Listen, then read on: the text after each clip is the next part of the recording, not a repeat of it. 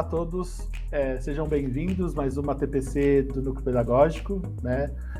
Tivemos aí nosso encontro na semana passada, né, retrasada já, né? A gente discutiu um pouco sobre como que é o trabalho de vocês nesse segundo semestre, como que a gente pode fazer um planejamento, né? Analisar tudo que a gente já fez, as nossas ações do primeiro semestre, para que a gente pense num caminho de trabalho nesse novo momento, em todas as mudanças que a gente está vendo aí que estão acontecendo, né?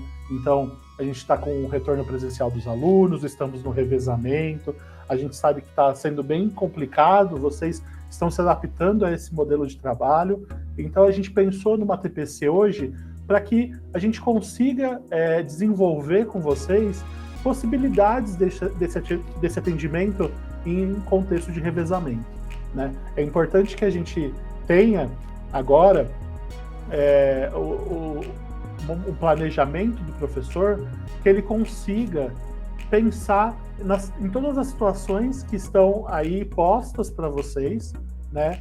E a gente baseou essa TPC, a gente pensou essa TPC a partir de tudo que vocês já fizeram no primeiro semestre, né, principalmente com base no guia do ensino híbrido, que foi disponibilizado para vocês. A gente teve até um vídeo que a gente fez falando desse movimento, né, desse documento aí, né, do ensino híbrido, mas que agora a gente vai precisar colocar em prática nas ações da escola e no planejamento de vocês, professores.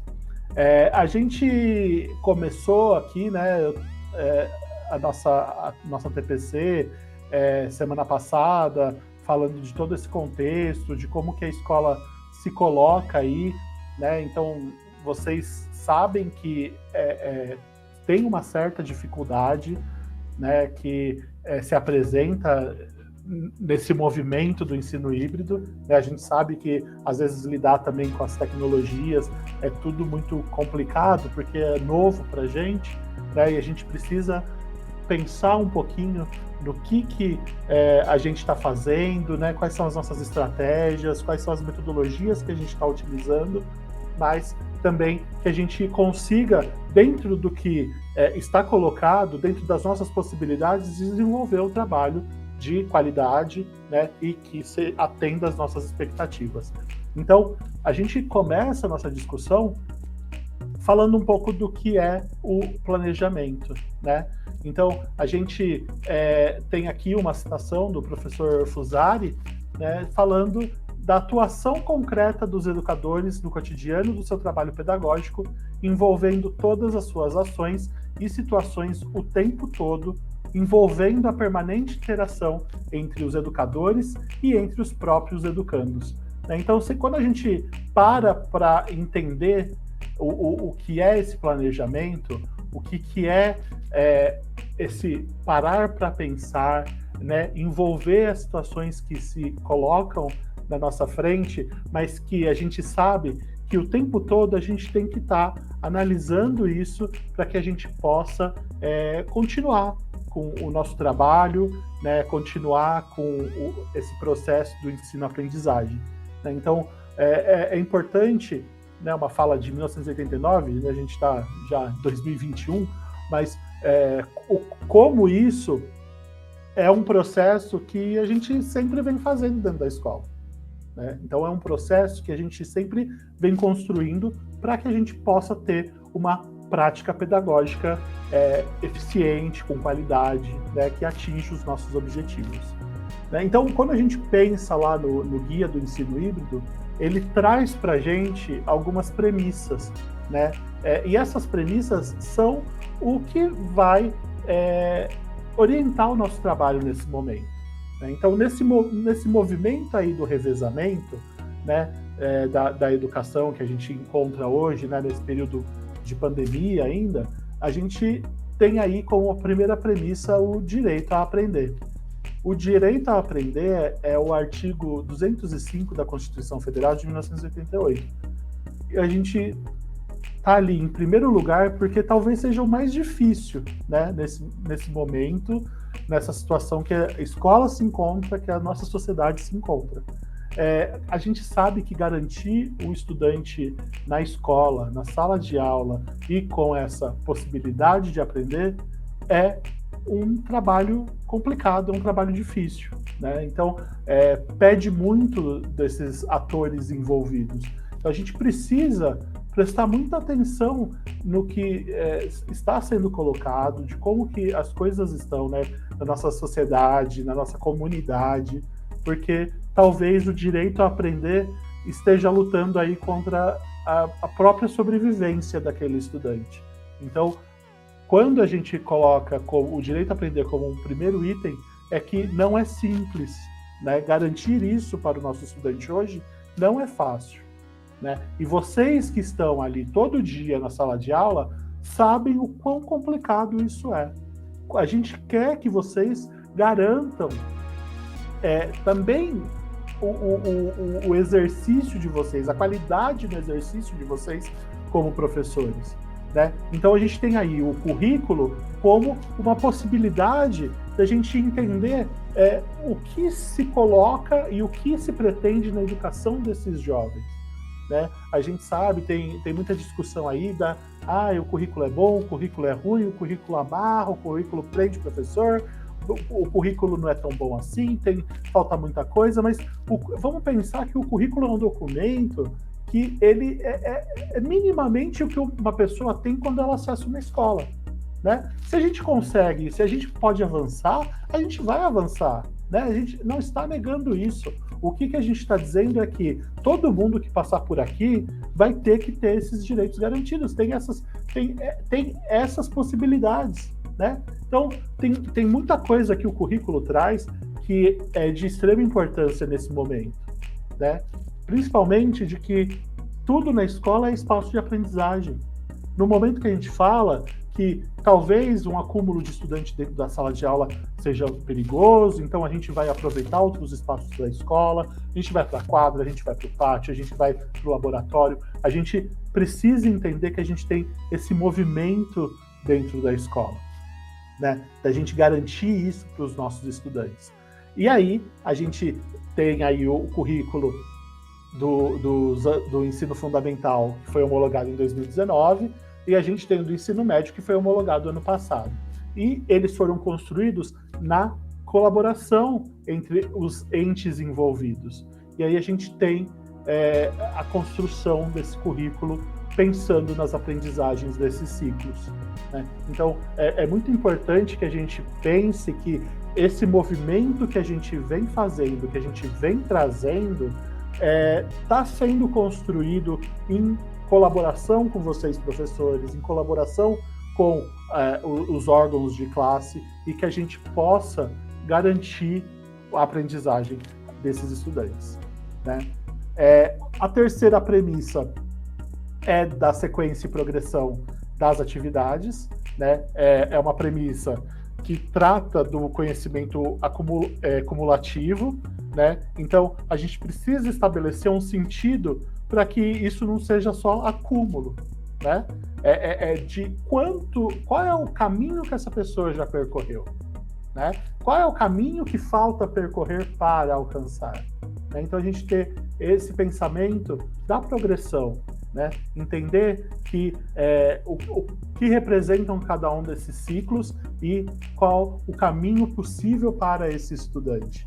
Então a gente para fazer uma análise, né, um planejamento de tudo o que é possível nesse processo de aprendizagem e como que a gente vai construindo isso junto, né? Porque a gente vai identificando nessa troca, nessa relação pedagógica que se estabelece, tá? E o quarto item é o item que a gente tem uma construção conjunta, né, com o estudante. Pensar sempre nessa relação que existe entre o professor e o estudante, né? Essa troca. A gente sabe que essa troca é constante, é extremamente rica no nosso trabalho, é fundamental para o desenvolvimento da aprendizagem, né? Então, que essa concepção pedagógica, ela se alinha com o pensamento, por exemplo, que a Unesco traz, né, que é o aprender a, né, aprender a fazer, aprender a conviver, aprender a ser, aprender a conhecer, né? Então, também se estabelece isso no nosso currículo, nas nossas práticas, né, no desenvolvimento dessa relação que a escola faz com o seu estudante, tá certo? A gente tem mais algumas premissas aí, né? Então, a quinta premissa é o respeito à carga horária do professor, né? Acho que a gente nem precisa discutir isso, né? O professor é um profissional, ele está ali desenvolvendo o seu trabalho, né? Por mais que muitas vezes a gente faça por amor, né? Tem muita coisa que a gente traz aí do que a gente acredita, né? Do nosso envolvimento político com a educação, né? Mas a gente precisa estabelecer que a gente tem que respeitar o horário de trabalho. Isso é inadmissível. A gente não está falando para ninguém trabalhar a mais do que está colocado ali. A gente, né, esse é um ponto que não tem discussão. O sexto item é apoio ao trio gestor, né?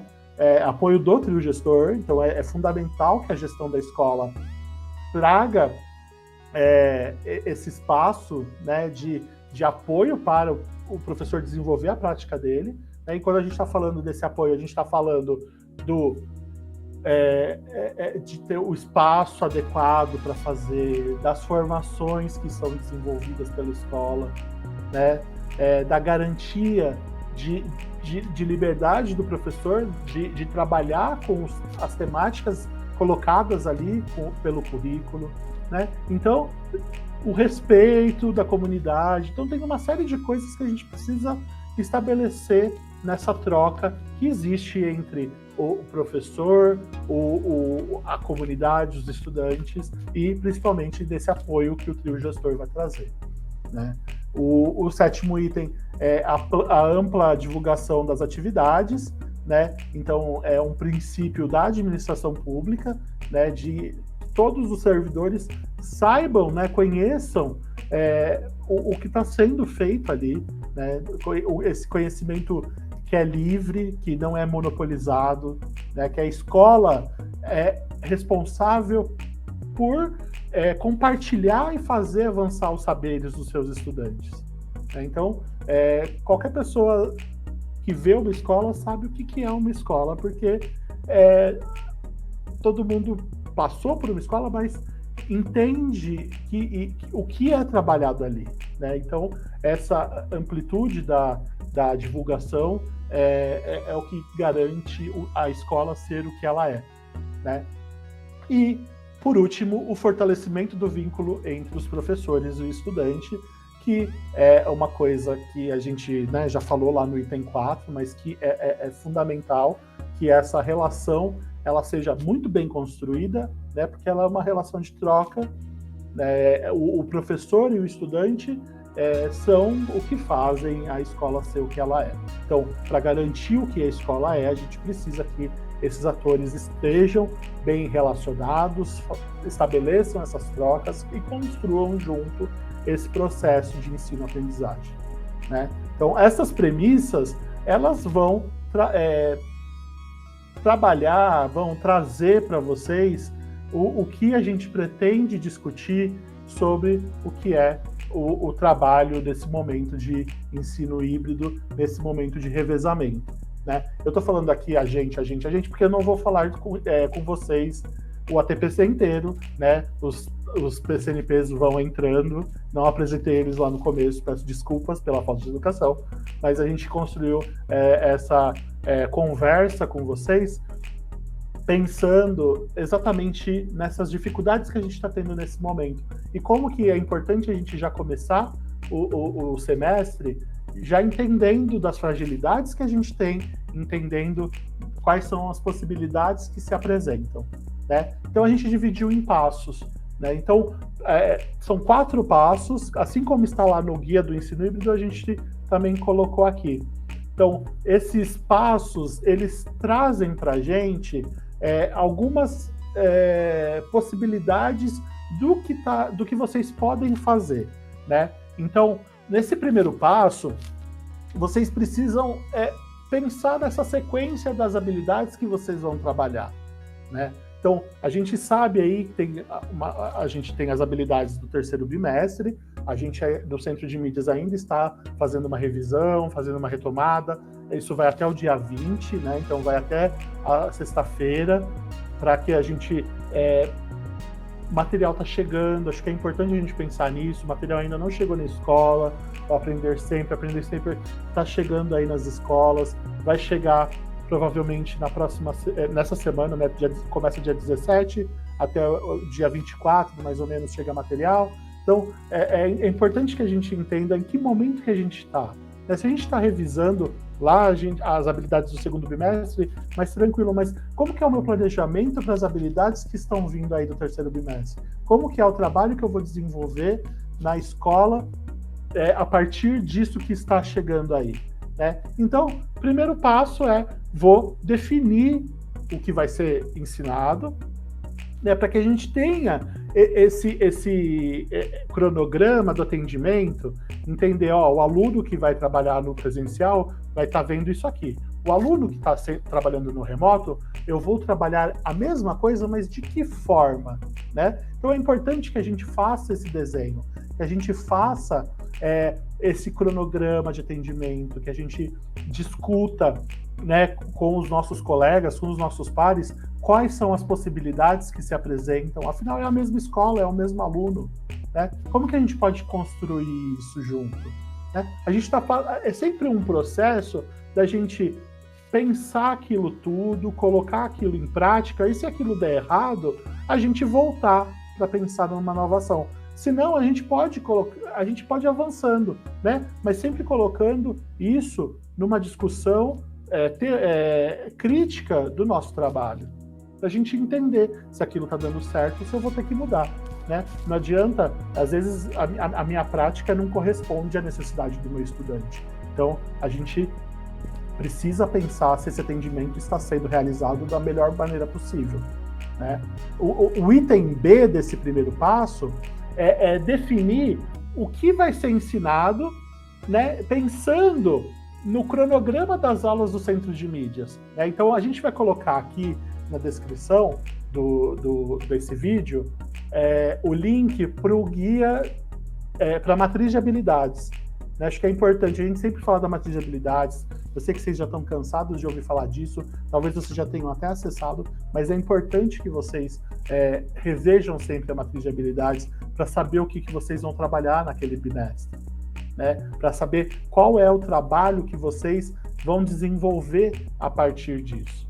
Né? Então, nessas circunstâncias que se apresentam para a gente, como que vocês vão desenvolver o trabalho de vocês? Então, pega lá a matriz para vocês construírem esse cronograma de vocês. Né? Acho que é importante sempre a gente estar jogando com o Centro de Mídias, o que está passando no Centro de Mídias. A gente não precisa ficar preso no Centro de Mídias, a gente pode avançar, mas o Centro de Mídias é um grande aliado nosso. E daí é importante que a gente pense como que é esse trabalho conjunto, porque eu vou ter aluno que vai estar acompanhando só lá pelo Centro de Mídias. Né? Então, a gente precisa desenhar esse universo do nosso trabalho. Tá certo?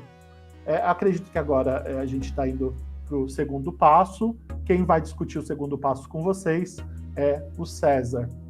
É isso, César?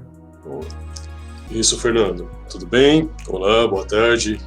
César, eu até vou fazer aqui, eu vou pedir desculpa pro pessoal. O pessoal talvez não te conheça. Né? Sim. Você está chegando agora, o César é o nosso PCNP de Sociologia, né? Então, ele já entrou, já vai entrar no primeiro ATPC dele. Seja bem-vindo, César. Muito obrigado, Fernando, colegas. Então, pessoal, nesse sequenciamento de passos, o passo 2 corresponde ao planejamento e à garantia das aprendizagens para todos os estudantes nesse período de referência. Então, a partir do guia do ensino híbrido, nós definimos 4 categorias possíveis de estudantes. Né? Nós sabemos que a realidade da sala de aula é muito complexa, são muitas demandas particulares de cada aluno e é difícil categorizar, né? Sempre difícil, sempre um desafio categorizar. Mas esses 3 grupos possíveis, eles ajudarão na definição de estratégias de intervenção do engajamento desses estudantes. Esses grupos eles foram pensados a partir das formas de aprendizagem desses alunos e do desempenho que eles têm tanto no remoto quanto no presencial, tá? Vai fazer mais sentido nos próximos slides, porque nós veremos como isso fecha com os dados que nós coletaremos dessas nossas turmas. Então, o primeiro grupo possível de estudantes diz respeito àqueles estudantes que têm os dispositivos em casa, dispositivos celulares, notebooks, né? E têm mais facilidade para aprender de forma remota. Então, vejam, esses estudantes, eles conseguem atender a todas as demandas dos professores, que os professores encaminham para eles, fazem as atividades, conseguem interagir com seus colegas, participam das aulas remotas, né? Já o segundo grupo corresponde ao grupo dos estudantes que têm os dispositivos, mas apresentam mais dificuldades para desenvolver as atividades e as aprendizagens. Nós sabemos que os dispositivos por si sós, né, eles não resolvem a questão do ensino-aprendizagem desses alunos. Então, esses alunos desse grupo têm os dispositivos, mas precisam de estratégias específicas elaboradas pelos professores para atender essas dificuldades na utilização desses dispositivos, das plataformas virtuais de aprendizagem. O terceiro grupo é o grupo dos estudantes que não têm dispositivos, não têm notebooks, não têm celulares, mas conseguem desenvolver as atividades presenciais. Tá? Então, esses alunos eles têm um bom desempenho no ambiente presencial. Então, a definição de atividades para eles, de atividades remotas, não é muito útil, porque eles não têm os dispositivos e não têm os meios para acessar essas atividades. Tá? O quarto grupo é o grupo dos estudantes que não têm os dispositivos, tem mais dificuldades para desenvolver as atividades presenciais. Então vejam que nós temos uma gradação das dificuldades de acesso.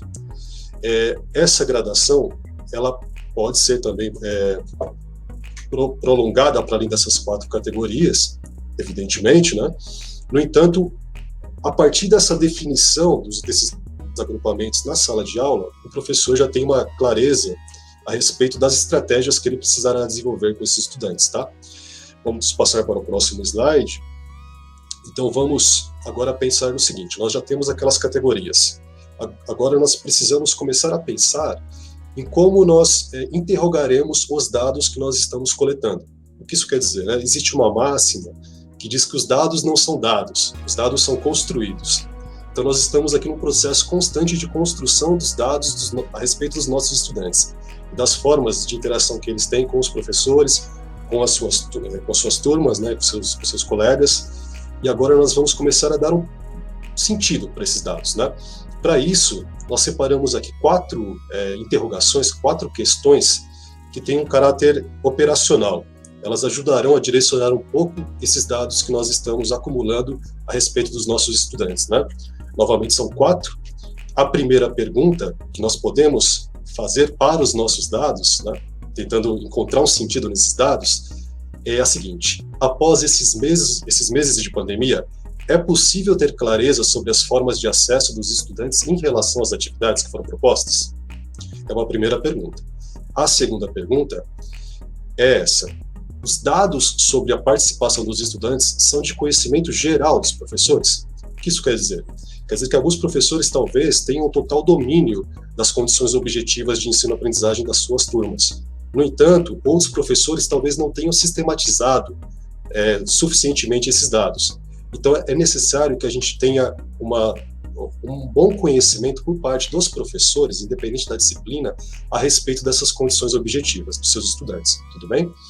A terceira pergunta, operacional, é a seguinte: ocorreram momentos de análise e reflexão por parte dos professores a partir desses dados? O que isso quer dizer? Os professores conseguiram reunir os seus dados, conseguiram pensar nos agrupamentos possíveis que correspondem à realidade da sua turma? Existiu um momento de reflexão a partir desses dados? Essa pergunta ajuda a gente a organizar um pouco melhor essas informações que nós fomos coletando ao longo desse tempo de interação com os estudantes, né? Por fim, a última pergunta é: foi possível desenvolver novas estratégias de engajamento a partir dessa análise?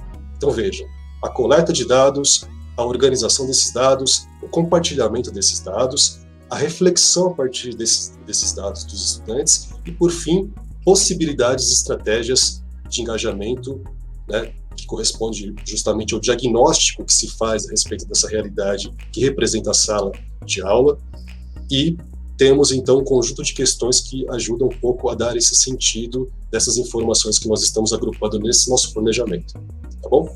Vamos passar para o próximo slide agora.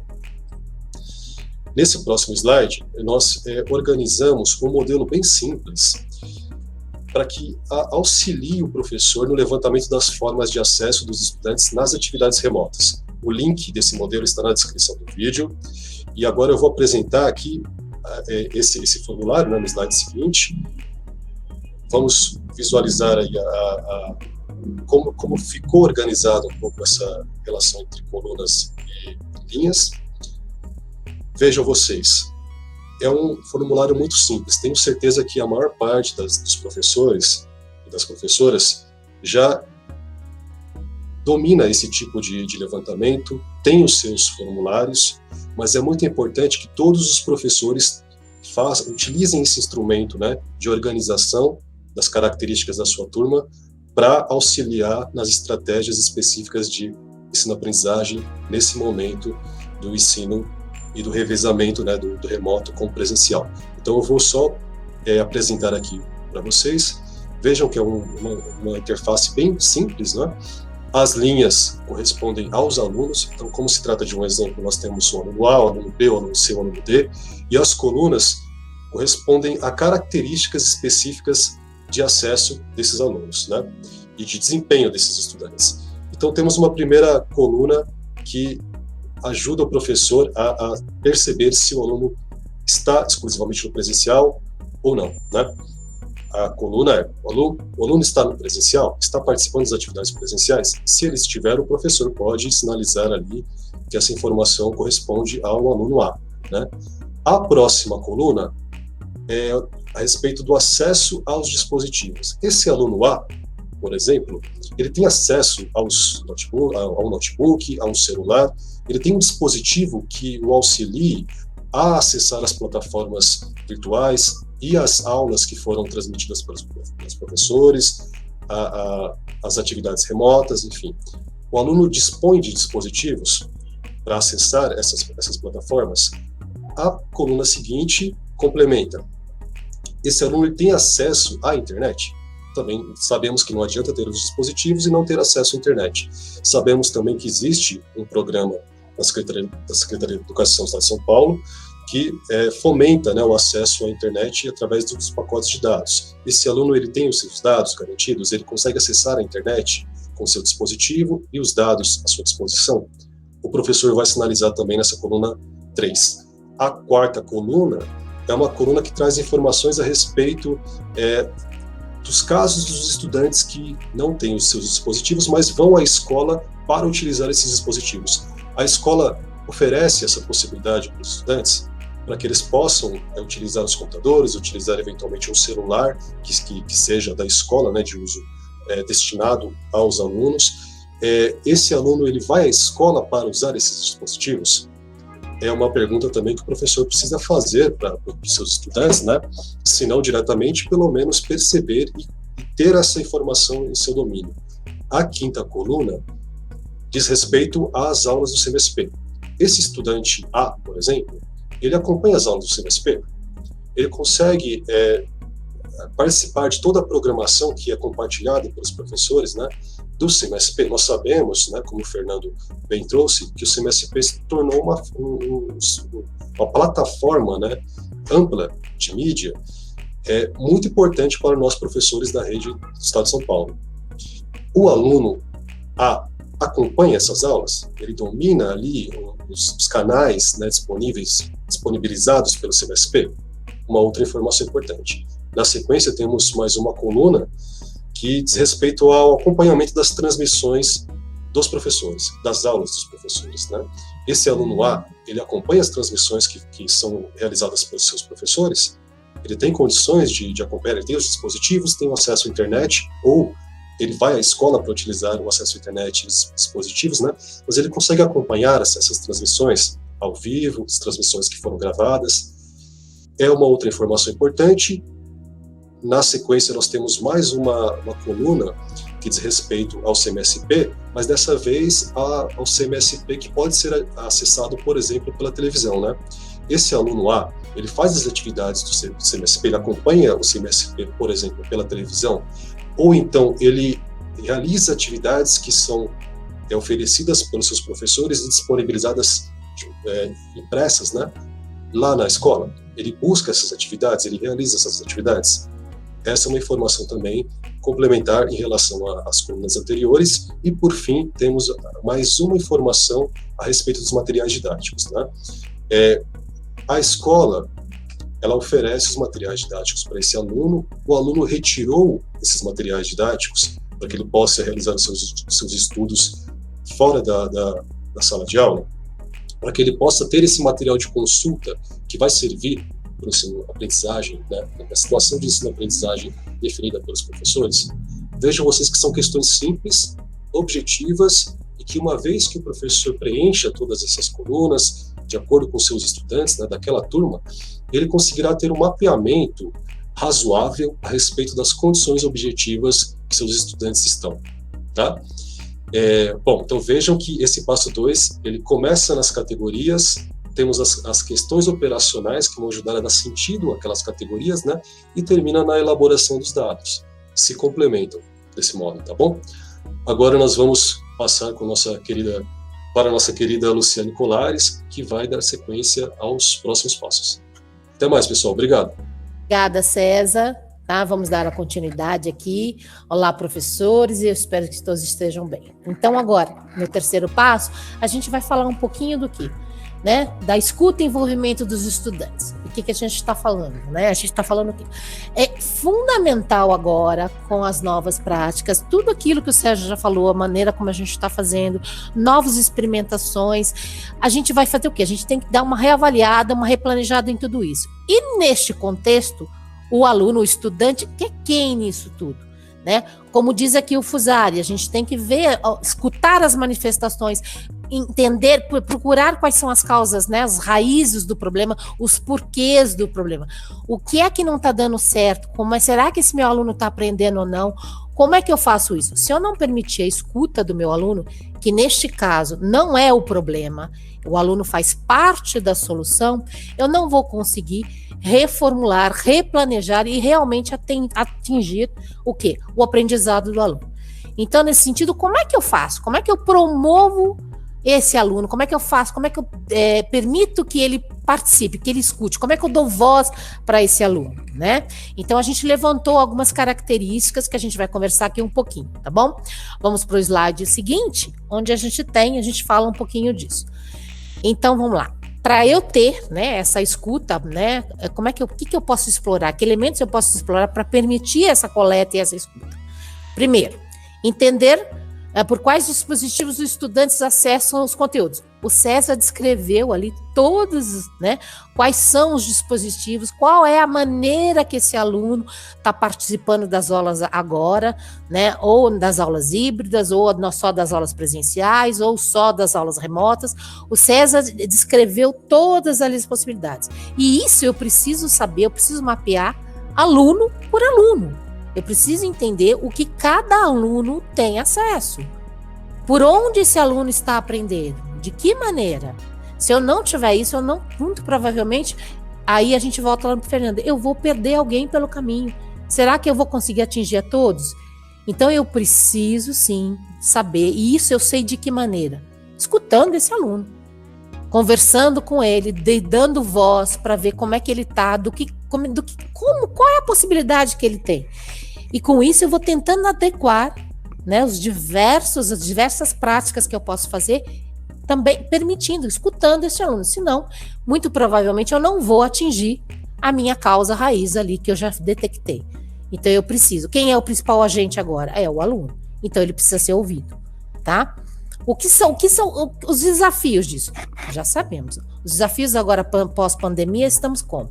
Voltamos de que maneira? Estamos fazendo rotatividade de alunos, estamos tentando aulas síncronas ou não, temos alunos num dia, temos alunos no outro, né? Tem alunos que estão totalmente remotos, temos desafios, é o que não falta. né? Nós já sabemos. Então, como é que eu faço agora? E agora?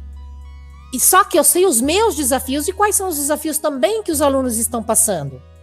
Então, eu tenho a visão nossa da escola, mas e para o aluno? Vir até a escola, como é que está sendo? Ter aquela aula ali, que eu tenho um dia, depois eu não tenho mais, ou não ter, eu só estou tendo aula de casa. Quanto tempo eu fico em casa? Quanto tempo eu tenho para o retorno do professor? Ou eu não posso vir à escola, eu só estou remotamente. Este aluno, que é o ponto mais crucial, como é que eu consigo escutar esse aluno para saber se ele está conseguindo desenvolver um mínimo de aprendizagem, que são as habilidades essenciais que tanta gente fala? Será que eu tenho que pensar junto com ele o que eu posso fazer para melhor atingi-lo? Tá? Então, e essas questões eu não posso pensar só do lado da escola, do professor. O aluno é parte da solução. Eu preciso que ele seja escutado, que eu permita que ele fale, que eu incentive para que ele fale, que ele venha, que ele discuta as possibilidades que ele tem e também que juntos encontremos soluções, tá? O que mais que eu posso ter? Né? Que outras possibilidades eu tenho?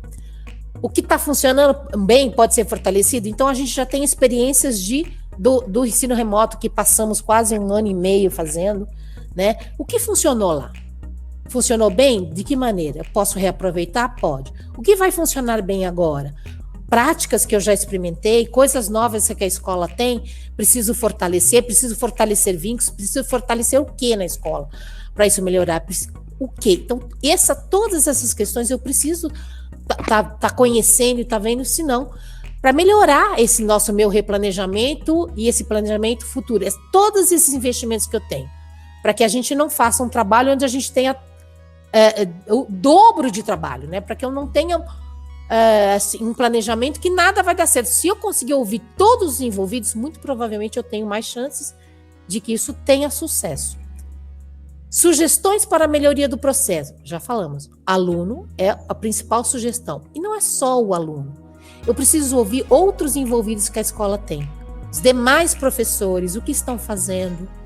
O que a gente pode fazer no coletivo para dar certo? A gente tem uma nova função na escola, que são os Proatecs, que estão fazendo um mapeamento de todas as tecnologias, para que vocês possam ter novas opções de práticas. Então, eu gostaria muito de dar uma aula síncrona. Será que a escola tem condições?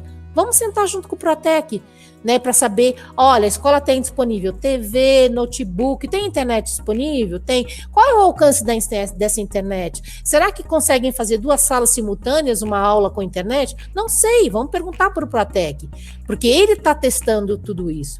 Frente a tudo isso que o Proatec vai te falar, todo esse mapeamento das possibilidades e condições da escola, a gente pode definir novas estratégias, novas práticas, né? Então a gente precisa de todo esse grupo de pessoas sendo ouvido, sugestões sendo dadas. A gente precisa permitir momentos para isso, né? Senão, para que a gente possa conseguir passar por esse desafio agora, que não está sendo fácil esse retorno, né? A gente tem um retorno muito diferente de tudo que a gente já teve. Então, para que a gente possa ter um trabalho com mais tranquilidade, onde a gente realmente atinja, né, a gente tenha sucesso, a gente precisa permitir que todas essas pessoas tenham participação e juntos vamos conseguir um melhor resultado. Outro colegiado, né, outra liderança importante de tudo isso é o Grêmio Estudantil. Né? Esses alunos normalmente são alunos proativos, né, líderes que ajudam muito, em tudo. Ajudam quem? Desde a motivação de novos alunos até propor soluções, né? Eles têm que estar, a gente precisa contar com esses alunos, né? Trabalhar junto, em parceria com o Grêmio, né? E com demais lideranças estudantis que a gente tiver na nossa escola. Tá? A gente precisa considerar tudo isso para que possamos passar por esse momento e aproveitar a melhor aprendizagem para esses alunos. A gente sabe que está difícil, a gente sabe que a gente vai ter um déficit aí grande de aprendizagem para ser trabalhada. Então, se a gente voltar ao que era, sem ter essa consideração por tudo que já passamos e considerar todo esse grupo, a gente vai sofrer muito e a gente provavelmente não vai conseguir os resultados. Então tá na hora de experimentar, tá na hora de sentar junto, tá na hora de ouvir todo mundo, também ouvir familiares, né? Como é que estão muitos dos nossos alunos, os familiares têm uma participação muito grande, principalmente os menores. Então a gente precisa também escutar por aquilo que passam, né? Desde as questões emocionais até as questões que a gente está tocando aqui nas questões de acesso.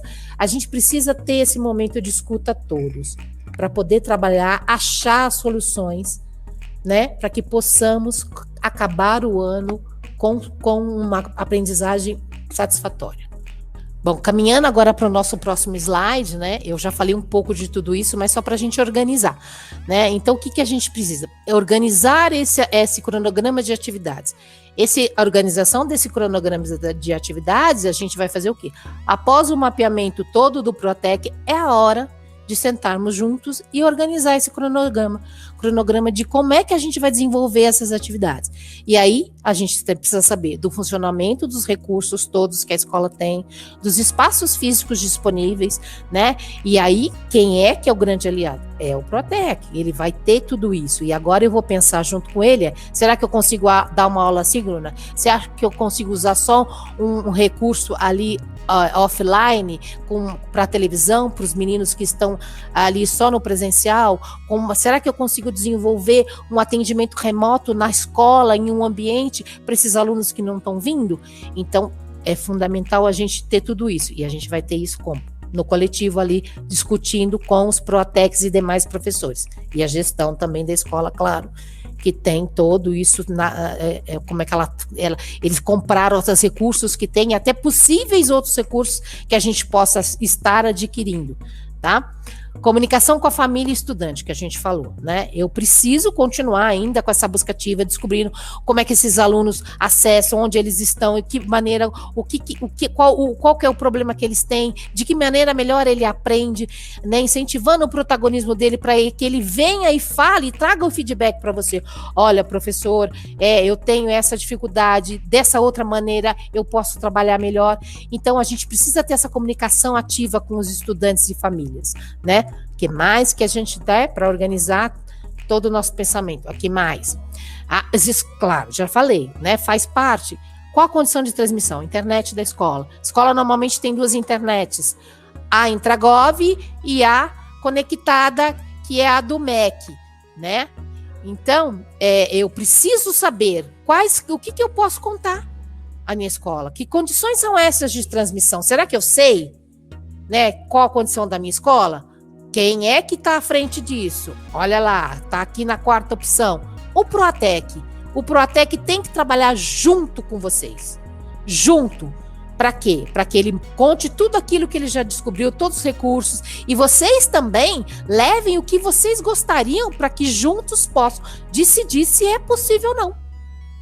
Eu quero fazer um experimento assim. É possível ou não? O Protec traz ali os recursos que se tem e a gente discute. Sim, é possível, não, ainda não. Então, qual é a outra opção que eu tenho? Isso é essencial. Agora, a gente fez um pequeno videozinho de alguns recursos que estão na escola e a maneira como vocês podem usar, tá? Uma primeira experiência, depois a gente pode estar mostrando outros, mas vocês vão ver agora um videozinho onde a gente fez uma gravação desses recursos que chegaram na escola e que vocês já podem estar utilizando aí, dependendo das condições de cada uma, ok? Então, um abraço, vamos ao vídeo, tá bom? Até mais.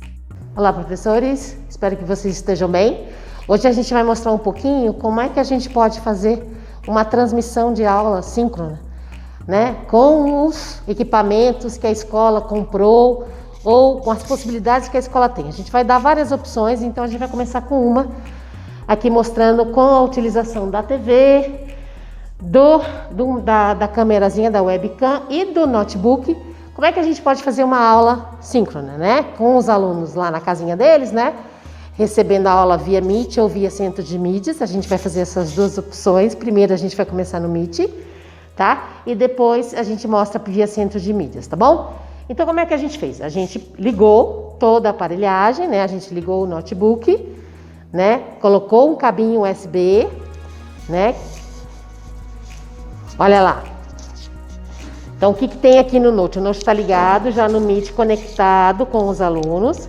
ok? A gente tem o cabo USB que liga o Note na TV, então toda essa instalação é que foi feita, né? A escola com o dinheiro do PDDE. A saída dele da USB é aqui, né? Da USB não, perdão, da HDMI, perdão, é a saída da HDMI que está aqui, ok? Para que quem está aqui sentado consiga enxergar os coleguinhas que estão lá na TV participando e o professor tenha a interação dos meninos aqui para que eles possam ver. O que a gente está usando? A gente está usando a câmerazinha da webcam para que vocês possam ter acesso também à lousa, tá? Então, caso vocês queiram transmitir uma aula onde vocês vão ter todo um roteiro feito aqui no computador, né?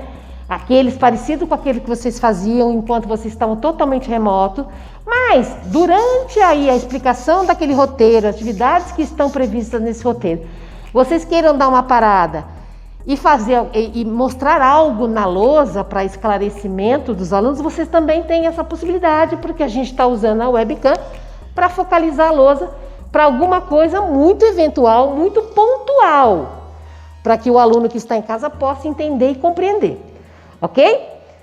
Então, se eu quiser conversar com alguma aluna lá, bom dia, aluno Rose Inês, ali, nossa aluna, você está aí, tudo bem? Oi, professora, tudo bem? Estou aqui. Você está enxergando bem? Você enxerga perfeitamente aqui a lousa, os colegas você não vai conseguir ver. Mas depois daqui, em outra oportunidade, eu mostro os colegas, eu viro a câmera para os colegas para vocês matarem as saudades, ok? Tá? Então a gente vai começar, tá? Então a gente vai compartilhar a nossa aula. Então, eu não estou com nenhum roteiro aqui, mas eu vou querer passar uma aula do Centro de Mídias. Tá? Um pedaço de uma aula, uma explicação de alguma coisa que eu já iniciei lá no Centro de Mídias. Então, a minha aula, eu vou falar todo o objetivo, eu tenho que fazer toda essa parte do professor. A aula de hoje se trata disso, qual é o objetivo que a gente tem. Todo esse esclarecimento primeiro, para depois eu começar a transmitir alguma coisa. Então, eu vou lá numa janela, né? Ou uma guia, uma janela, e vou passar, uma guia. E vou colocar o Centro de Mídias que eu deixei aqui, ok? Tá? Tá lá compartilhado para o aluno que está em casa e aqui na TV para o aluno que está presencial na cela. Eu libero o que eu quero assistir. Foca aqui, foca aqui. E aí eu tenho... Para dar início aí à nossa aula. Lembrando que o chat está aberto. Eu tenho, né? Aquele objetivo da minha aula, que eu quero transmitir tanto para o pessoal que está em casa, quanto aqui na TV, para o pessoal que está presencialmente aqui na sala. O som fica bem legal, dá para ver. Mas assim, aconselho, tudo que vocês forem fazer, testem antes. Façam um teste durante uma TPC, um horário que vocês tenham, em alguma sala. Peçam ajuda para os Proatecs, para vocês perceberem qual é a melhor opção que vocês têm aí à escola. Ok? Então, eu posso estar transmitindo alguma coisa, eu quero parar, né? Eu quero parar essa transmissão um pouquinho, né? E agora eu quero esclarecer algo sobre essa transmissão, mas eu quero usar aqui a lousa. Então eu foco aqui, né? A minha câmera na lousa, peço para o aluno que está lá em casa também focar no que aparece a lousa, na imagem onde a lousa está localizada, e eu posso fazer qualquer coisa aqui, né? Não sei, 2 mais 2, 4 ou qualquer outra explicação que eu queira, uma demonstração, né? De qualquer outra coisa aqui na lousa, não é? Né? Não sei o que eu quero. Eu posso mostrar isso. Ok? Algumas possibilidades que a gente tem. E aí vamos explorando, vamos testando para ver como é que isso aí melhor. Pensa assim, essa primeira aula, não queiram fazer de coisas demais. Foquem em um único objetivo. né, simples, para que esse aluno que está no presencial e no remoto consiga acompanhar. Não pensem numa aula muito extensa que vocês não vão conseguir um bom resultado. Uma coisa mais simples e aí vocês vão ampliando. Sempre acabando a aula, perguntem o feedback dessa aula, tanto para quem está no presencial quanto para quem está no remoto.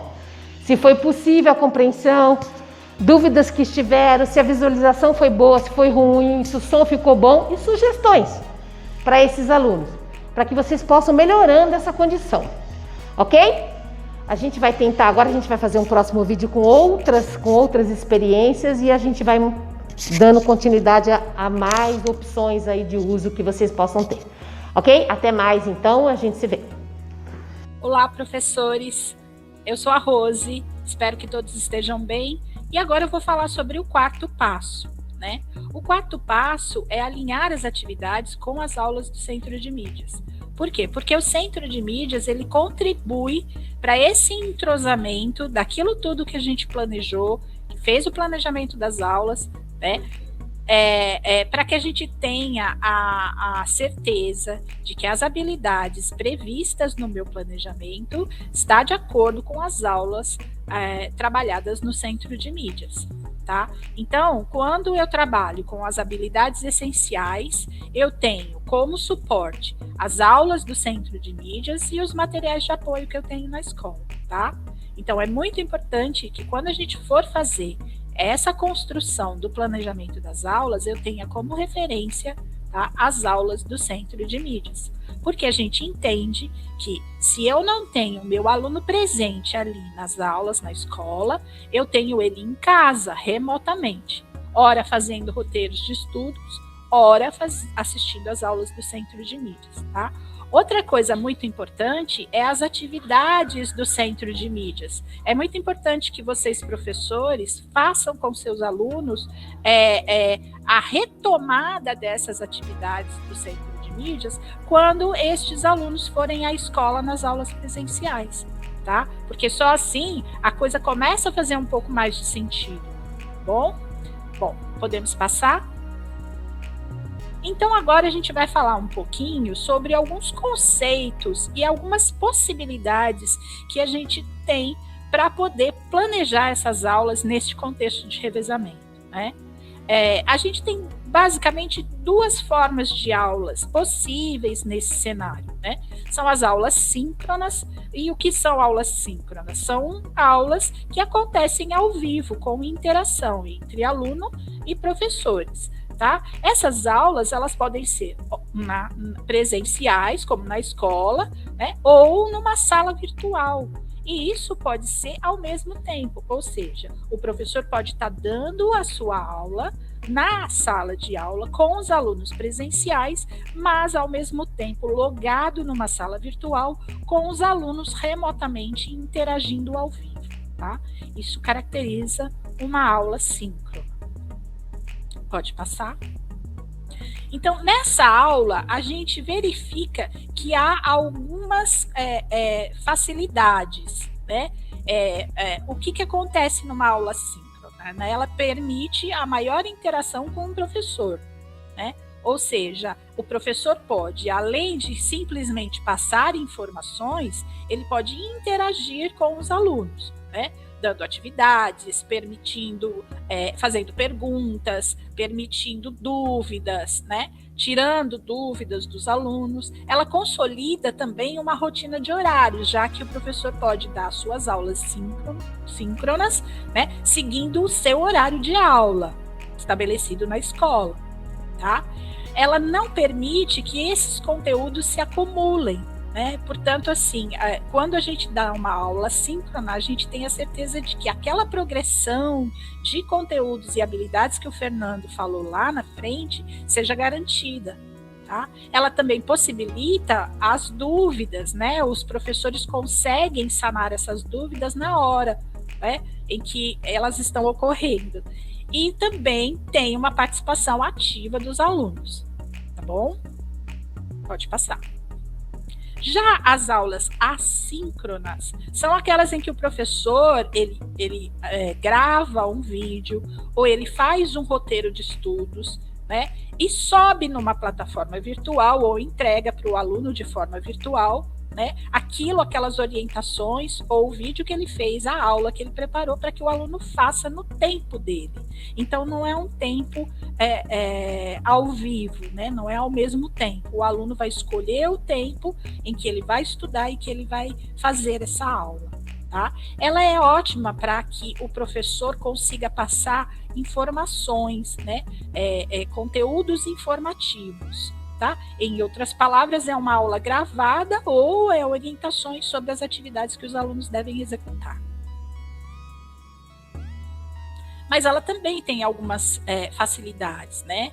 Ela permite uma maior concentração do aluno e do professor, já que o aluno pode rever aquilo que ele não entendeu, voltar o vídeo ou ler novamente. Tá? Há uma possibilidade, acabei de falar, de rever aquilo que não foi compreendido. Tá? Há uma flexibilidade de horário para o aluno, então o aluno que, né, atualmente está fazendo o horário de aula e que está fazendo outra coisa remotamente, ele não pode ter aquela rigidez do horário da sala de aula, da escola, ele pode, na aula assíncrona, né, rever ou ter a aula que ele precisa no horário que ele tem disponível. Ela serve como repasse de informações, não é?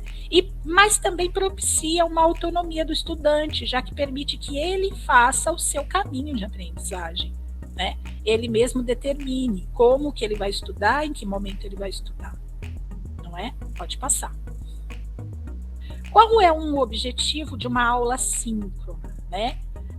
Por que a gente pensa agora, neste momento de revezamento nas nossas escolas, ter esse modelo de aula?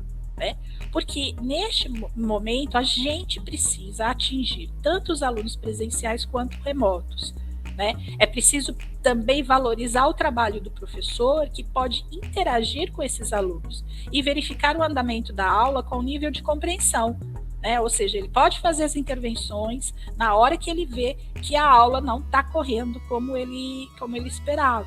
Né? Ele pode utilizar estratégias corretivas no momento em que se percebe o não entendimento, acabei de dizer. Tá? E manter também um contato próximo aos alunos, fortalecendo os vínculos. Por isso que as aulas, e é tão importante esses vínculos emocionais nesse momento. Né? Então, por isso que as aulas síncronas são uma alternativa viável nesse momento, neste contexto de revezamento. Ok? Pode passar. Mas aí, o que eu vou precisar para eu poder fazer uma aula síncrona? Né? Tem alguns materiais tecnológicos que já estão disponíveis na escola. Né? Como a Lu falou, os Proatecs estão aí, estão trabalhando para implementar, para deixar tudo funcionando. Né? Então, a gente pode contar com a internet, a TV, o notebook ou o celular, né? Uma caixa de som, e aí eu tenho suporte de dados, que a gente também já tem, que são dados patrocinados, e eu tenho as plataformas digitais. Essas plataformas digitais também são disponíveis pela Secretaria da Educação, como o Google Classroom ou o Centro de Mídias. Né? Como é que eu vou usar tudo isso? Então, esse é importante o trabalho do Proatec, né? Para ele ensinar como é que o professor vai conseguir manipular esses equipamentos para poder planejar a aula e as estratégias que são adaptadas a esses equipamentos, né? Entendendo que nós temos alunos. Lembra daqueles 4 grupos que a gente determinou lá na frente? Então, a gente tem esses 4 grupos de alunos no momento, neste cenário atual.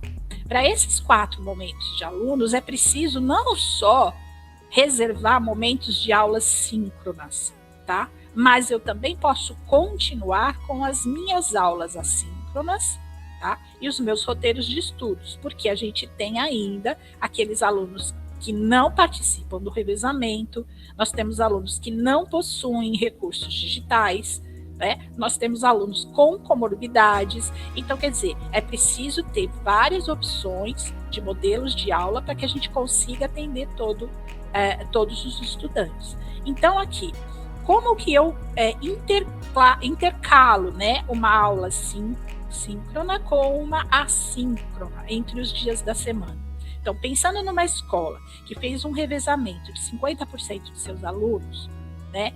Um dia pode ficar reservado para o aluno ter o contato com o conteúdo expositivo enviado previamente, ou seja, uma aula assíncrona, tá? Ou os roteiros ou as orientações das atividades do professor e assistir às aulas do Centro de Mídias. No dia seguinte, este aluno viria à escola, né, com o seu horário na sua grade e faria a retomada dessas informações e faria as aulas síncronas, tá? Presencialmente e também com as interações remotas, tá? Neste caso, cada um dos momentos poderia ter o tempo de duração de uma aula normal, tá? Haveria, então, uma rotina mais flexível, porém ainda existente, ou seja, a rotina está garantida, o que ajuda a manter a grade horária da escola. Ok? Pode passar. Então, a gente trouxe um modelo de organização da rotina do professor, ou seja, do horário do professor. A gente vai passar a planilha e eu vou tentar explicar um pouquinho para vocês como é que isso tudo se constitui, tá bom? Bom, aqui a gente tem um pedaço da planilha, né? Porque ela ficou grande, mas no link da descrição do vídeo, vocês têm a planilha inteirinha e aí vocês vão conseguir imaginar como é que isso funciona. Então, vamos lá. Esse professor aqui em questão é um professor que tem 3 turmas. 3 turmas. É um professor de matemática, porque para cada turma ele tem 6 aulas semanais, tá? E ele dá aula no período da manhã. Se a gente perceber, por exemplo, ele tem aqui, ó, o 8º ano A, o 8º ano B, o 9º ano A, tá? São 3 turmas. 6 aulas para cada turma durante a semana.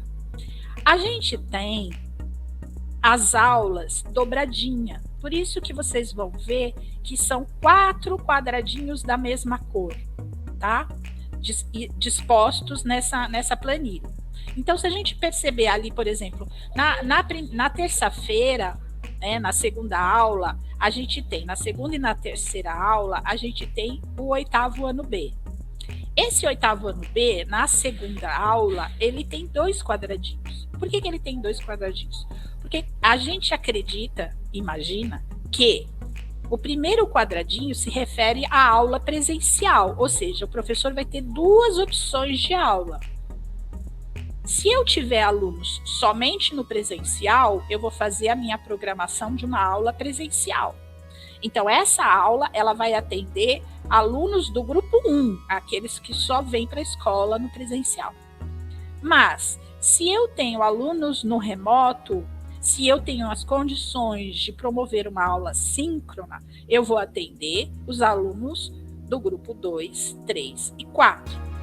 Então, Rose, só para a gente completar essa fala, né? Acho que é importante a gente pensar que a gente está falando aqui agora desse movimento do revezamento, né? Sim. Então a gente vai ter tanto o presencial quanto o remoto acontecendo ao mesmo tempo.